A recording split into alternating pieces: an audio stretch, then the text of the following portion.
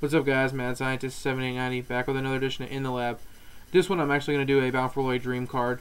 It's not actually going to be completely dream. It's going to be partially reality. I don't want to, just make. I don't like just making complete just dream cards because then it would just be all over the place. And with TNA, it's all over the place right now. So I can make a whole bunch of just amazing matches for Bound for Glory, but the possibility of them ever happening, probably not going to happen at Bound for Glory, or maybe even ever. So, but I wanted to keep it as close as possible, with what I think might happen, but also putting some things in there that I, think should happen as well.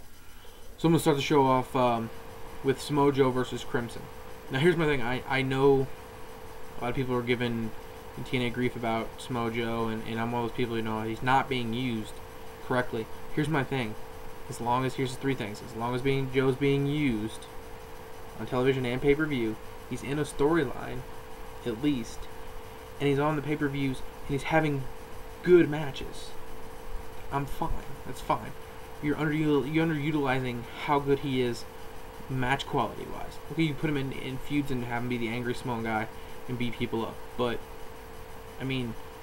really, I just want to see Samoa Joe have good matches and just be in storylines. He doesn't have to be in the main event to me. He can be in the opening match on the card, as long as he's having a good match with a good opponent, and there's at least some kind of storyline.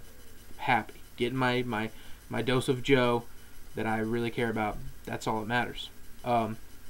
Match 2. I'm going to go Mickie James versus Angelina Love for the Knockouts title. Now, with this right here, I probably say that these are probably the two best women's wrestlers in TNA. I guess it's arguable with maybe a couple, maybe Tara, but she's getting old, and I don't know. I guess if you want to consider ODB, Sarita's pretty good as well, but I don't see her being in singles contention. If anything, if they don't have an actual Knockouts match title, then they would have the tag titles, and I think it'd probably be Sarita and Rosita versus Tara and Brooke Tessmacher. I would think that would probably be what they would do, either that or this match. But that right there, I'd probably say the best two women wrestlers they have. I think they should give it a little bit of time, let them go, let them run with it a little bit. The storyline they're running with Winter, it would make sense to have them run with this for a little while and actually have a pretty decent match. I haven't seen a really good, good women's match in like a long time. So I think this would be a really good show to do that, and I think these two ladies could do it, actually. Next, I got a 3-team tag title match, and I'm going to go under the banner of being, a ladder match for the tag titles. I'm going to go Mexican America versus British Invasion versus a team I actually created, which is an Immortal. I think these two would work together well with their kind of gritty, grungy kind of look, and it's going to be Bully Ray and Gunner. I'm going to call him Gully Ray for right now until I come up with a better name. But, I think this would be, not bad. I don't think it'd be great. But I think it'd be a good way to get at least these three teams on television, or at least for a while, or on pay-per-view. I think that one thing that a big wrestling pay-per-view like this needs a big, like I always feel like at WrestleManias I want to see triple ladder matches between 3 tag teams, because of years past I always want to see that, and I always think that TNA should do that for Bound for Glory because they have so many tag teams. I think that would be perfect, and using these 3 teams would work perfectly. Next I would have RVD versus Jerry Lynn. Now with this, it looks like they're leaning towards having this anyway.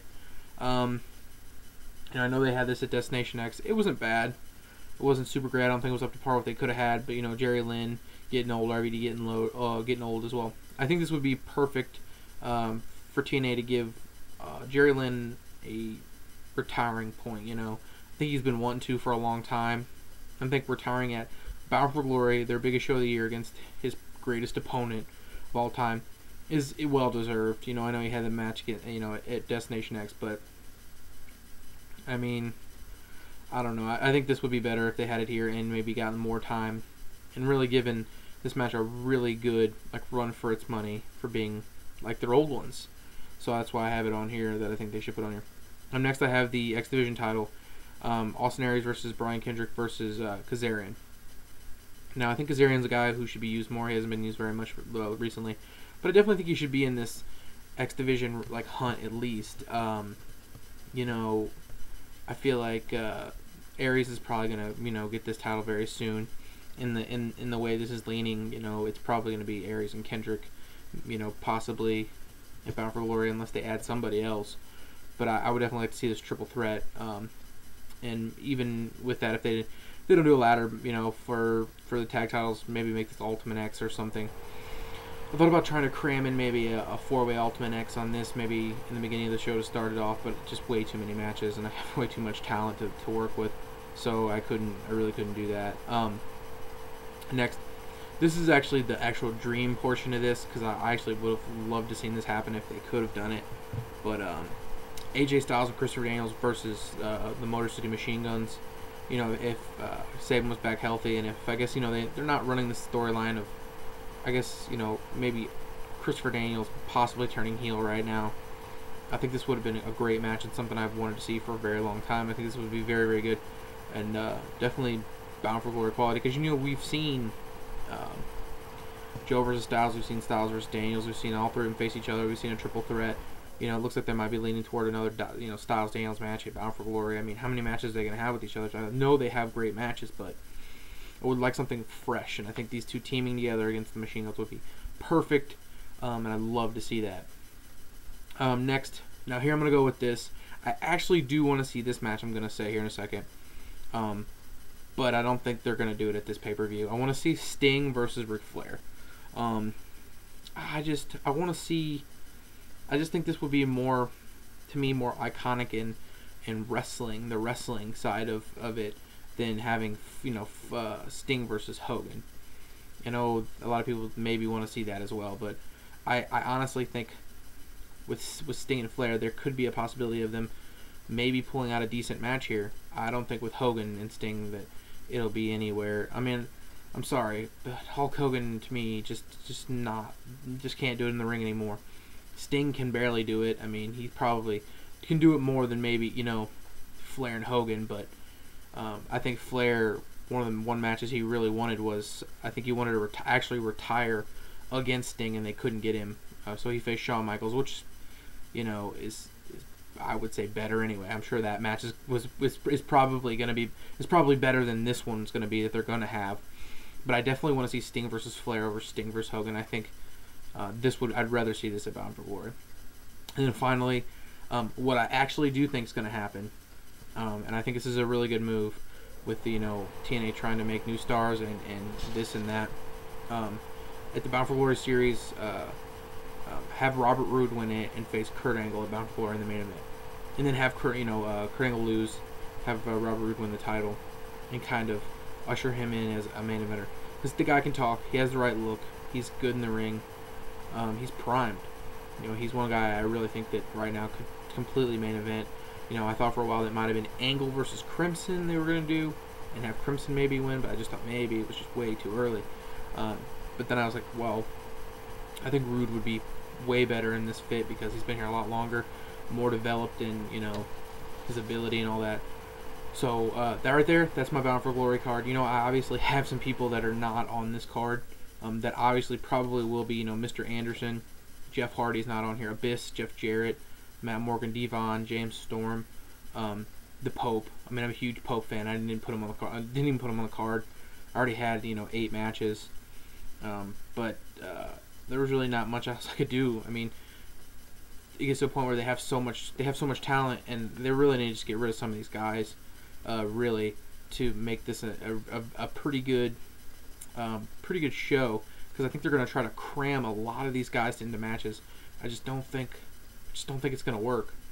I don't want to see Devon versus Pope at Bound for Glory. I don't want to see Jeff Hardy versus Abyss, or if I think they might do a Jeff Hardy versus a member of Immortal or something like that. Or maybe it almost even makes me think that they might just totally bypass their own idea of having the Bound for Glory series, having whoever wins that, just bypass that whole idea, and then redo the triple threat they did last year. Just have it, just Angle, Jeff Hardy, and Anderson again. I almost just seem to think that might happen. I mean, I don't know. They're really running this Jeff Hardy angle already with the redemption thing that they're doing with him. I don't know. I mean, it does feel like that he could come back and just like win the title from Angle again or something, just really crazy out of nowhere. But who knows what they're gonna do? But I mean, I am looking forward to this Bound for Glory. I think there's some solidified matches that, I mean, I really do want to see Angle versus Rude. That's something I really want to see, and have Rude win. I think that would be really a right step in the right direction, and definitely with the X Division as well. You know, expecting Aries to probably either win at the next pay-per-view or win for Bound for Glory. So I mean, and then maybe Lynn retiring as well. So some stuff I actually think probably is going to happen. So you know, leave some comments. Let me know what you guys think down in the boxes below. If you have a card you put together, if you have some matches you think is going to happen, what do you think is going to happen? I mean, I'm really intrigued with what they're going to do with Jeff Hardy right now, because you're coming up on, you know, your next pay-per-view, and then the one right after is, you know, Bound for Glory, your big one, and you really don't have much going on with him right now. So I don't know, but yeah, thanks guys, thanks for watching, and leave some comments. Let me know what you guys think. All right, thanks.